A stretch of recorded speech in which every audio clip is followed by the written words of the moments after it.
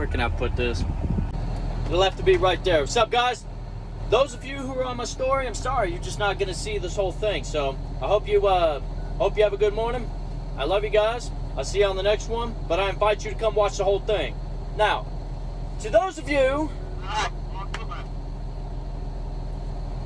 let me turn this down. The day of the Lord so cometh. The terrible day of the Lord. The great and terrible day of the Lord. When you cut the light on in the house, what does the darkness do? The darkness, it runs and hides because it can't stay where the light's at. I've never heard it happen where you cut the light on and the darkness is still around.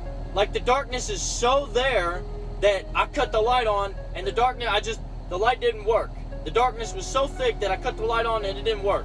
I've never heard it happen. But there's a day where it's going to happen. It's called the terrible day of the Lord, where darkness will be so palpable. People will beg for the light. And what I'm trying to say, so I'm going to say something, all right? But don't think that I'm condemning you. Don't think that I'm trying to say something to hurt your feelings or anything like that. Take it as an admonishment or whatever. I admonish myself daily. My wife does too. Thank God for her, because I'd be a terrible man if it weren't for my wife. And that's the reason God put her in my life. Not the reason, but it's a reason. It's a big one. But take this as an admonishment. One day, the terrible day of the Lord is going to come. And with that day comes all the spooky things you've ever heard about. The faint echoes and whispers of things of old, that all the stories that you've heard about, the things that go bump in the night, all that stuff that are terrifying, you just can't even imagine. And in that day, you're asking for this. You will get what you want. You will get what you're asking for.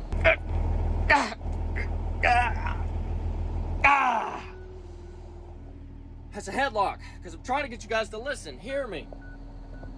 You will get what you're asking for. Like you want the darkness, whenever you're doing all this stuff that you ain't supposed to be doing, and blah, blah, blah, all this stuff that you just really want to do, you want to live in your sin, I get it. Everybody wants to live in their sin. I'm the same way. And what you're asking for, and you're going to beg for the light. Whenever that day comes, you're going to beg for the light. And you're going to be like, because give us some of your oil, for our lamps have gone out. You guys know the story. I don't have to keep going. It's about I don't have to say anything more about that, because you know the story. You've heard it. I know you have. 10 virgins, look it up. It's a good story, beautiful story about light, about joy, about what you get from the Word of God. When you're reading the Word of God, what you actually get from it. The joy of the Lord. In that day, the darkness will be so palpable, light ain't gonna work. He tells us, my people, get in your homes, for I don't want you to see my wrath. I don't want you to see my wrath upon the earth. All this stuff.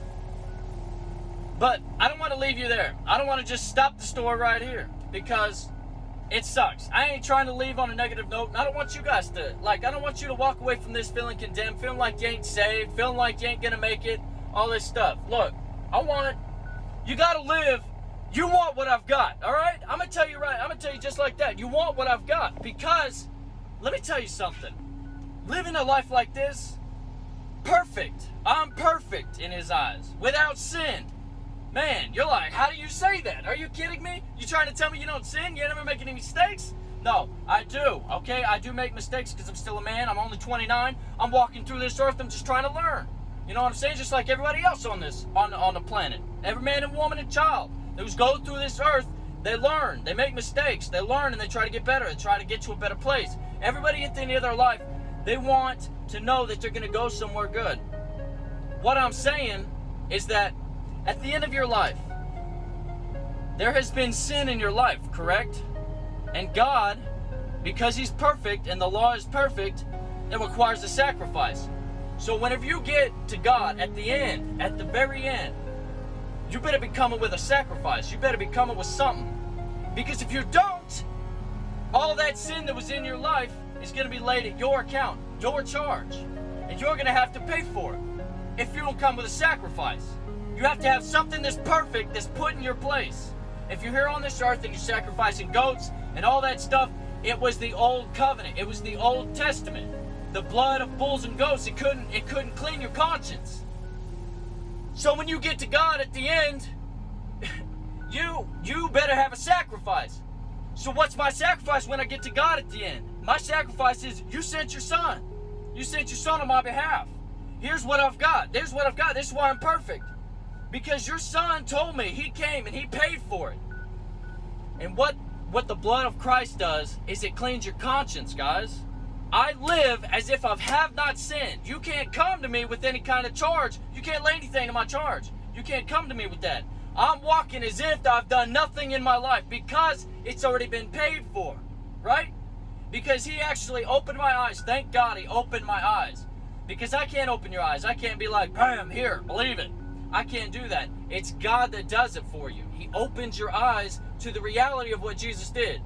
And the reality of what Jesus did, whenever you see, you actually believe that you're perfect. You actually believe that he accepts you and that all of your sin, everything you did in the past is gone. Is gone. And you live from a place of you're happy. You're excited to live. It's another morning. That's why I make videos all the time. Every morning I'm like, sup, boy, it's Tuesday. Sup, man, it's Wednesday, it's Thursday. That's why I make videos all the time, because I'm happy. I'm glad because he showed me that there's a better way to live. And this is where I want to end the video.